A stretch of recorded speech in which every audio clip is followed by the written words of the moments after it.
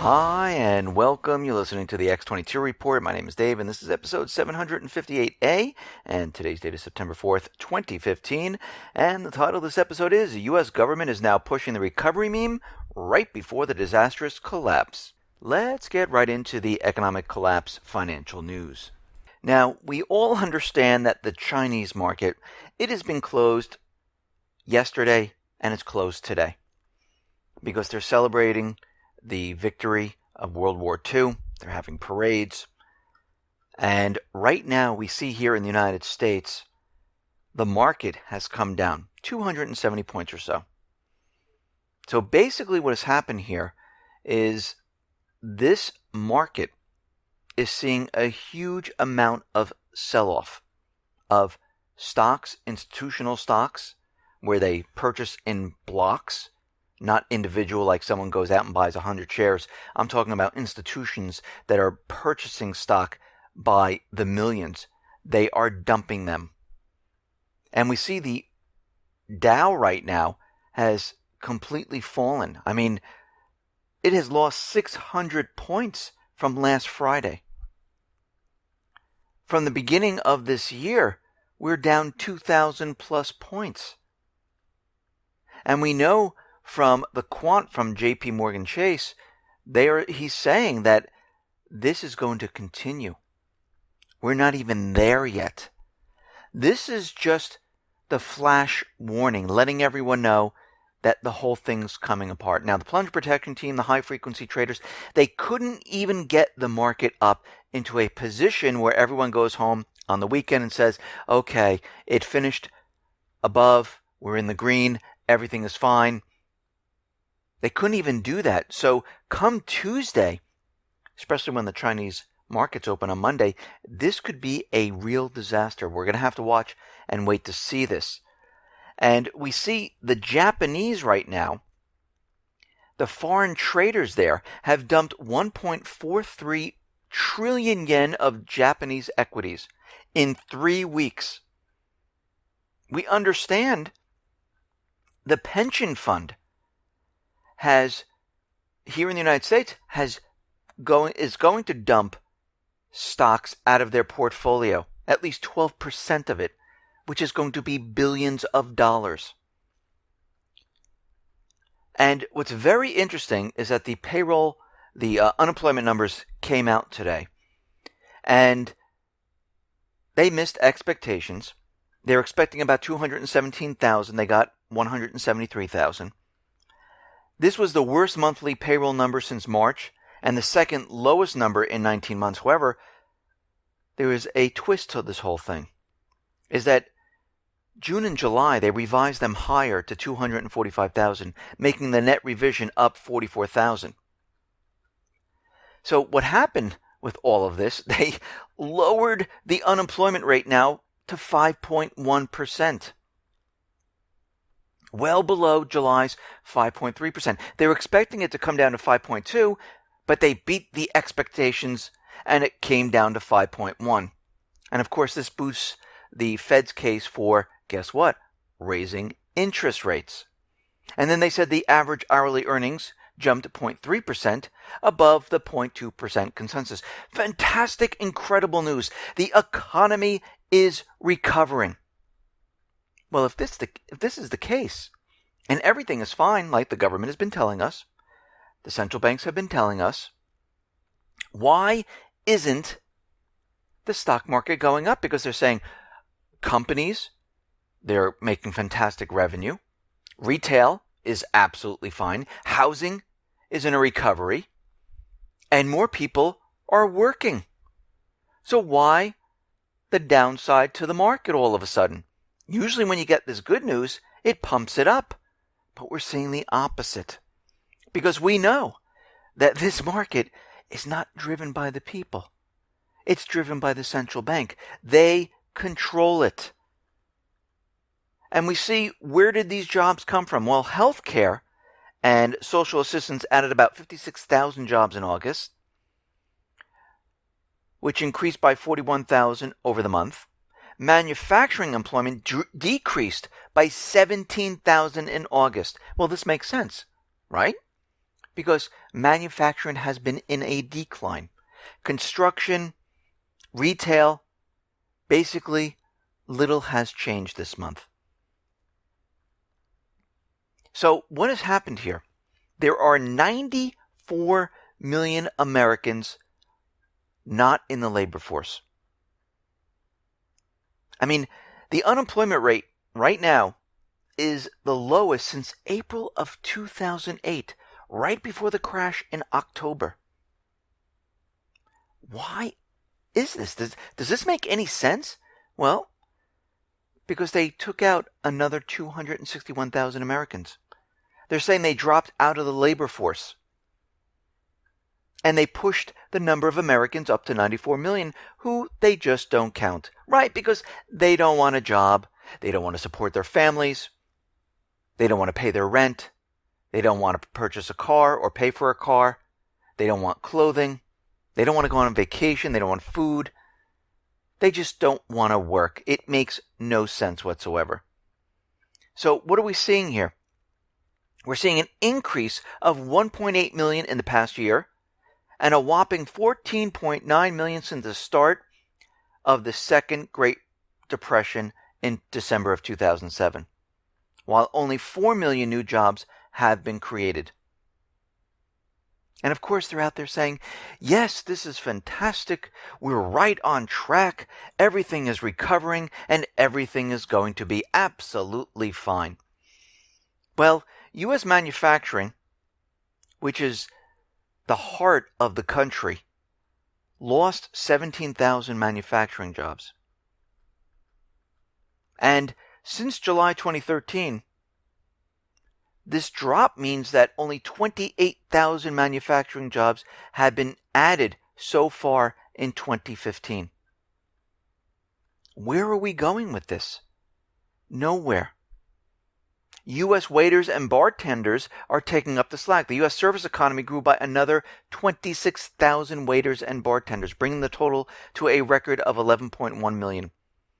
Thanks to 207,000 food service and drink places jobs added in 2015, nearly 7 times more than the manufacturing workers added over this year. So when we look at the numbers here, the U.S. economy has lost 1.4 million manufacturing workers since the Great Recession, Great Depression back in 2008.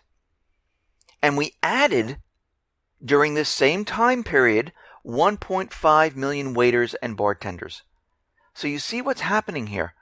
We're losing manufacturing by the millions, and we're gaining waiters and bartenders by the millions. Now people say, well, the economy must be doing well. People are going out to eat. Well, let's see. They're not purchasing retail items. Retail stores are closing. People are being laid off from those jobs. We discussed this yesterday in the report from Challenger Gray. And people right now saying, well, I have to eat, so I will use my money to go out to eat, to drink my problems away.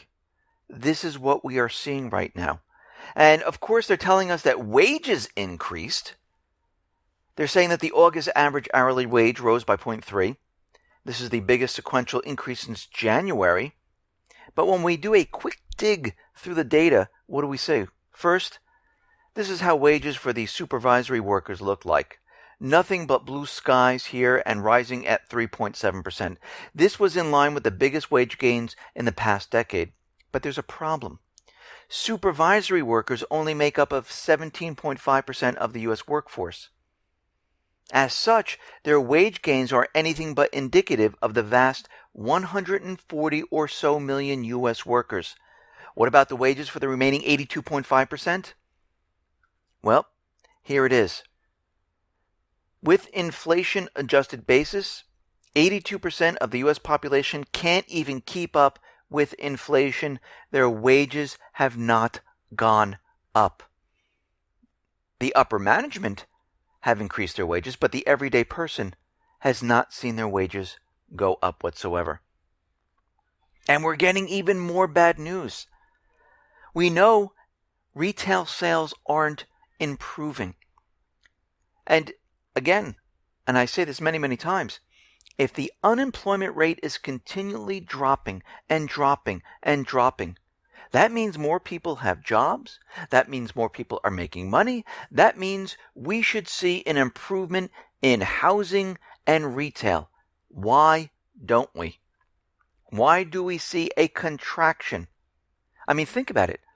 The holiday season back in 2010 was better than 2014, when the unemployment rate was higher in 2010 than in 2014. Does that make sense? Is this how a recovery works? But then we get information from like Banana Republic. Sales down 11%. Gap, sales down 2%.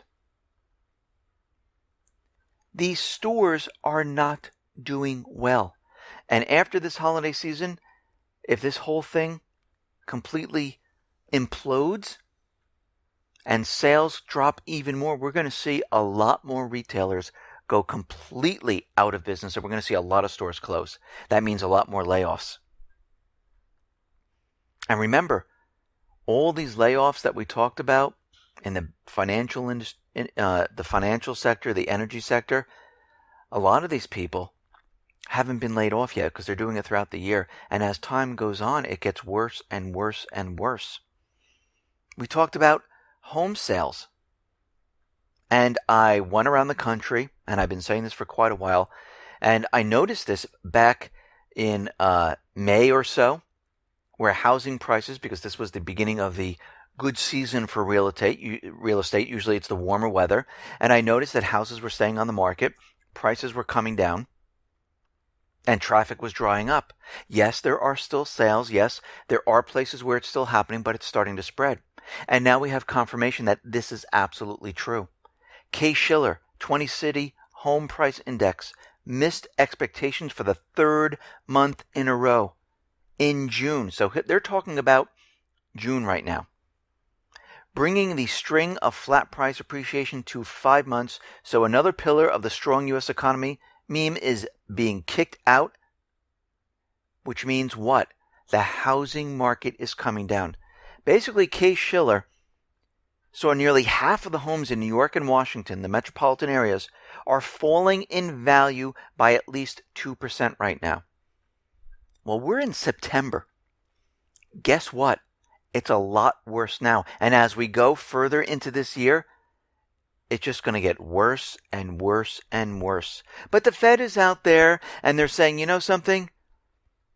The unemployment has come down. It looks like the economy is strong and recovering.